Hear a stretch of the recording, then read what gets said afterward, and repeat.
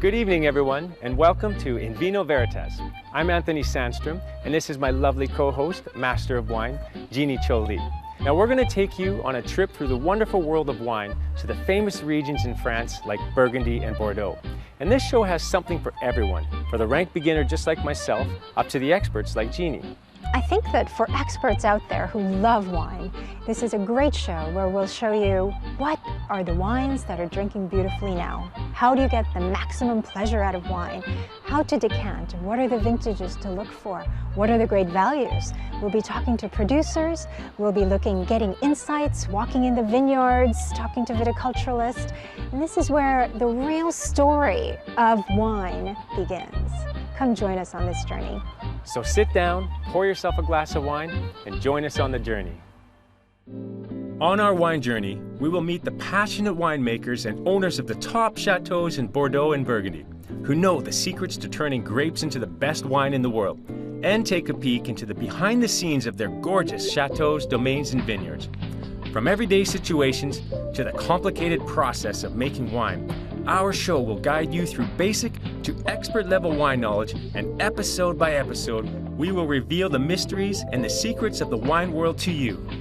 To understand wine, of course, we need to learn from a qualified master of wine. My co-host is Master of Wine, Jeannie Cho Lee, the very first Asian-born wine master. Her knowledge and passion for wine is recognized in the international wine world. So Jeannie, you're a master of wine. Can you explain exactly what is that? Well, Master of Wine is a title and qualification that's given by the Institute of Masters of Wine, based in London. And they have been issuing this title to people in the industry since the 1950s, and there are just over 300 Masters of Wine. The exam itself is what I call a marathon exam, 4 days long. And it's just hours and hours of study as well as lots of tasting, lots of blind tasting and identification. How many years would it take for someone to become a master of wine? It's about 2 years, maybe 3, but on average it's between 5 to anywhere to 10 years. And what was the reason you wanted to become a master of wine? Because I love traveling, Okay. I love learning, and with wine, you never stop learning. No, of course not. You never really master it. A master of wine is a title, but I always feel like I'm mastering a wine. Okay, now that you have a master of wine, Yes. what does that allow you to do in terms of work and such? Well, the great thing is, in Hong Kong and Asia, where wine is really booming, there are so many options and choices. You can work as a buyer, as a consultant. You can work like myself as a communicator, educator. There's teaching positions available. There are consulting positions. And I'm sure even without a Master of Wine qualification, if you're hardworking and successful at being whatever you do in the wine industry, you would have lots of options open. So it's a great time to be in the industry. C'est la vie is a special section we have set aside to show beginners how to deal with different situations with wine that you may encounter. Our first lesson will demonstrate how to order food and wine in a fancy restaurant. So listen up, gents. Keep watching if you want to impress the ladies. Wow, this restaurant is so beautiful. I love it here. No. Oh, thank you. Thank you. Actually, there's normally a 2-month waiting list here, but last week I purchased this restaurant for our date. Okay, thanks. You know, there is a divine Chardonnay here, so we have to try it. Sure, sounds good. I love Chardonnay. But Everyone does. there's just so many wines to choose from here. I mean, what year is good? What brand is the best? Don't worry, dear. I can read a little bit of French, so you let me take care of this, okay? You know, I was thinking about having a steak though, and I heard somewhere that red wine and steak go well together. Is that true? That's just a myth. Red wine and meat.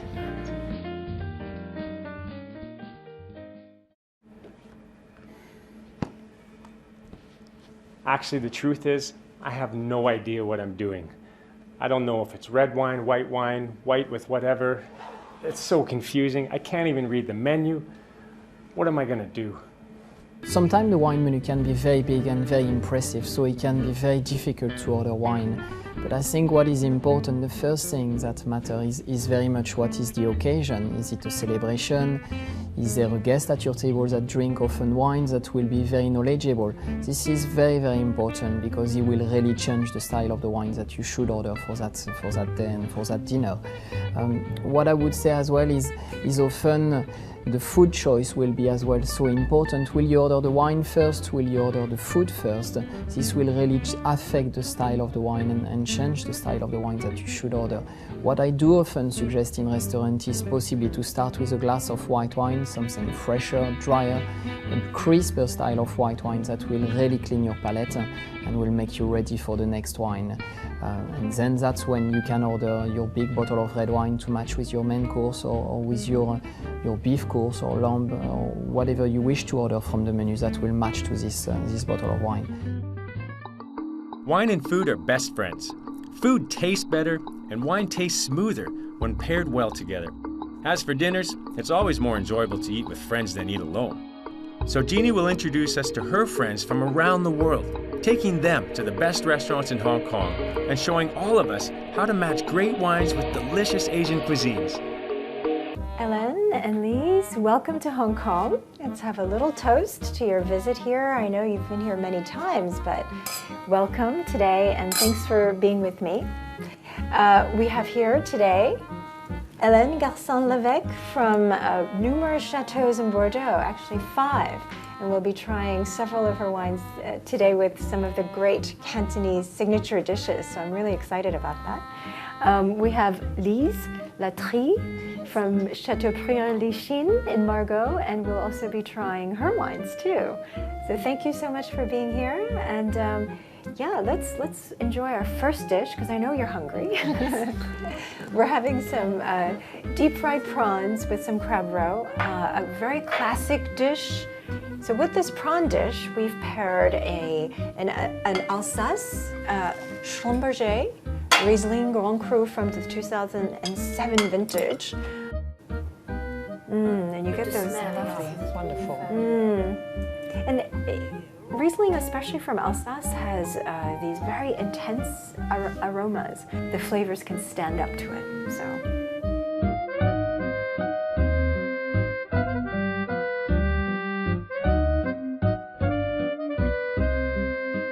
In fact, the acidity helped to dynamize the shrimp, you know, and this helped to refresh the mouth, I feel.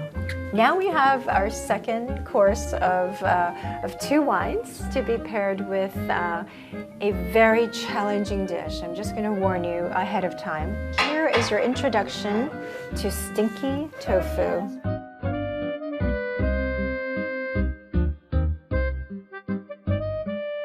So Chateau Berger is a property of 45 hectares where we produce a red wine and a white wine. Here the wines we are having is the red and the blend is usually Au Berger is very smoky, very tobacco leaf, cacao. So let's see how it's going with this special dish.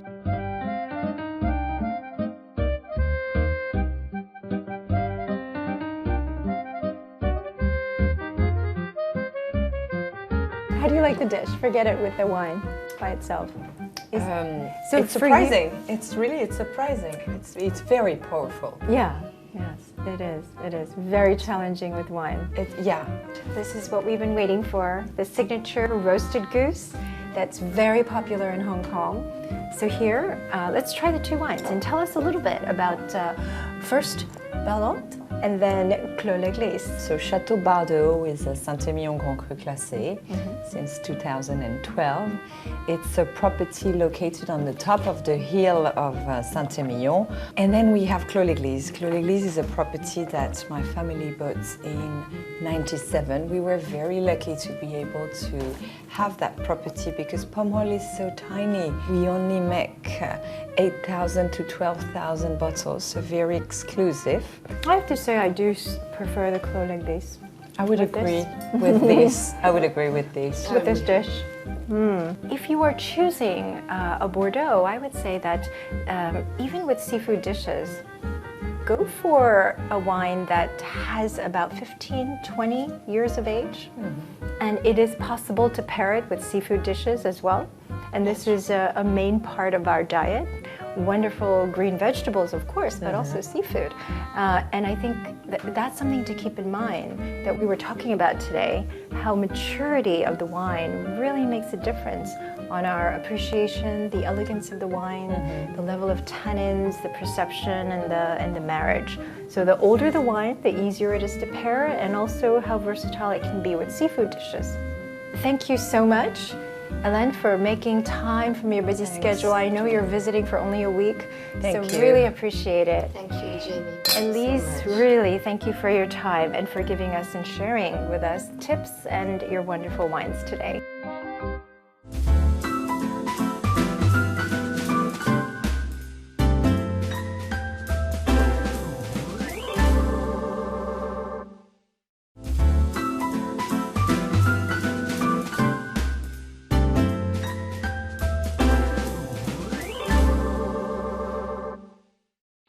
To explore the world of wine, follow us to France, the quintessential wine region of the world. First, Jeannie and I will head to Bordeaux, the oldest and largest wine-growing region. Here, we will visit different chateaus, meet some of the biggest names in the wine world, and reveal their secrets to producing the finest wines in the world. And we made sure to check out the hottest event in Bordeaux, Fête la Vin. So let's explore the world of wine together. We are here in Bordeaux, the most famous wine region in the world, and it's been producing wine since the 8th century. What are we doing here? Well, Jeannie's going to take us to some of the top premium chateaus where we can sample some of the best wines in the world. And I'm going to take you around the city streets of Bordeaux to show you what it's like to live here.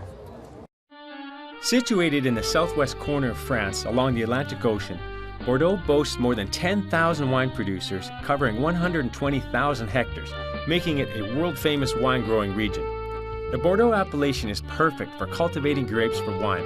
It offers the unique combination of the right soil for growing grapes used in the production of wine, coupled with the easy access to the Garonne River, which became beneficial in the exporting of the wines overseas. It is also the location of the popular Bordeaux Wine Festival.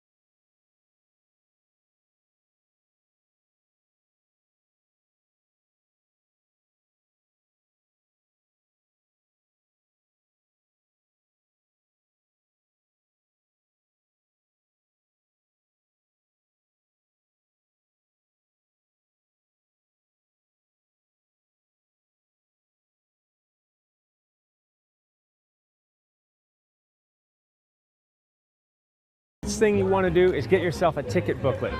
Now this is loaded full of drinks and samples from all the different types of vineyards.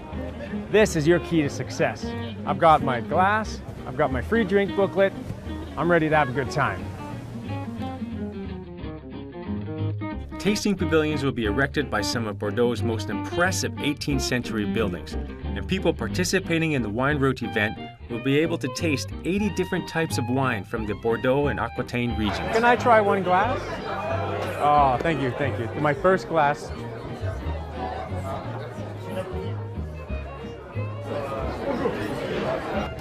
Hello, bonjour. So, what have you got here? What is this? We are the tourist office of the vineyards. So Okay. there's several ones. Okay, your favorite. One of my favorites. It's delicious, I like it. Organized by the Lusoc Saint-Emilion Club, competitive barrel rolling is an opportunity to be surprised by a great performance and a tradition symbolizing the excellence and expertise of the coopers. Although I'm not a qualified cooper, I think I might be good at barrel rolling. I think balance will be the key here. It's easy. I'll show you how. I'm going to join the competition.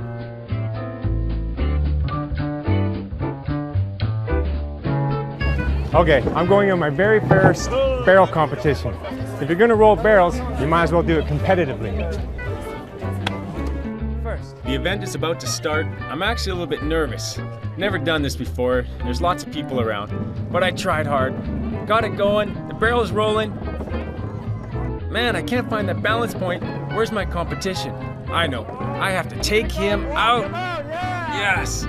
Now I was on to victory, and it was not easy. Barrel rolling is a difficult task. Merci beaucoup.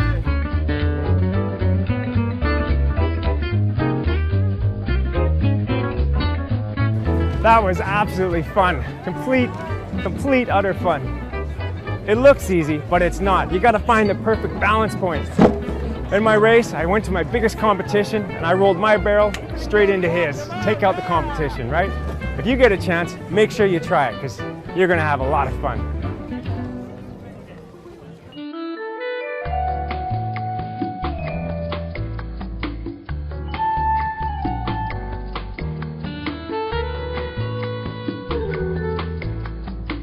Well, Jeannie, this place is absolutely fantastic. Where are we? We're at Chateau Aubryon. This is the oldest chateau in Bordeaux with documented history of over 500 years. It's one of the first growths, one of only 4 that was classified in 1855. Okay. And this region that we're in is not only beautiful, it is surrounded by a town, but it makes both wonderful whites and reds in this Passat-Léognan region. Chateau Haut-Brionn's history can be traced back to the 15th century. Its history is one of the longest and most interesting of any Bordeaux Chateau wine. The property derives its name from an ancient Celtic term, briga, which when loosely translated, this means a rise or a mound in the land. This unique terroir is prized for growing grapes which started to produce Bordeaux wine close to 600 years ago. Now, the secret to how a winery can remain so successful for such a long time is to take a look at how they make the wine. In winemaking, fermentation is where the magic happens. Fermentation takes place in stainless steel tanks, concrete barrels, or oak barrels. And here in Haut-Brion, they use stainless steel vats to better control the quality of the wine. The fermentation process is about 2 weeks. And then the wine will spend 1.5 years or sometimes longer in new oak barrels before being bottled unfiltered. When wine comes into contact with oak, the wine is never the same.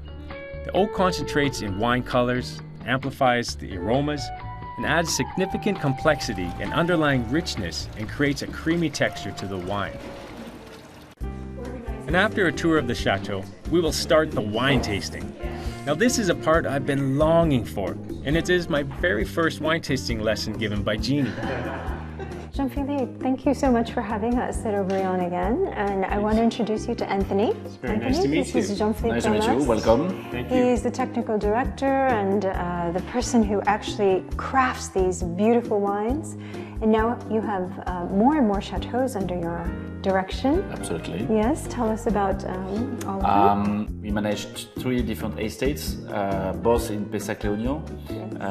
Number 1 is Chateau Aubryon and Chateau de la Mission Aubryon for the other one. And the last one is Chateau Quintus in Saint-Emilion. Well, we have 3 different types of wines here, and I'm really excited. This is my first wine tasting ever. So, how do I do this? Okay, well actually we only have 1 wine, just 3 different vintages. Got it, And see, this I'm a is- brand new beginner. I don't even know this. So it basically means that we're doing a mini vertical. And a vertical means looking at one property and looking vertically down at the different vintages. So that's why we have 2001, That makes sense. 2000, and 1988. So I see a lot of times we go to restaurants and such, and there's people there, they're swirling their glasses around, and what exactly is that? Well, before you do that, I would say make sure you look at the color. The color. And you're looking really at the core of the color as well as the rim or the meniscus of Basically the the wine. edge of the red to see Exactly. how it fades against, say, a white background. Exactly. So you have the senses of the mouth, senses of the nose, Absolutely. both of those together. So what do you smell?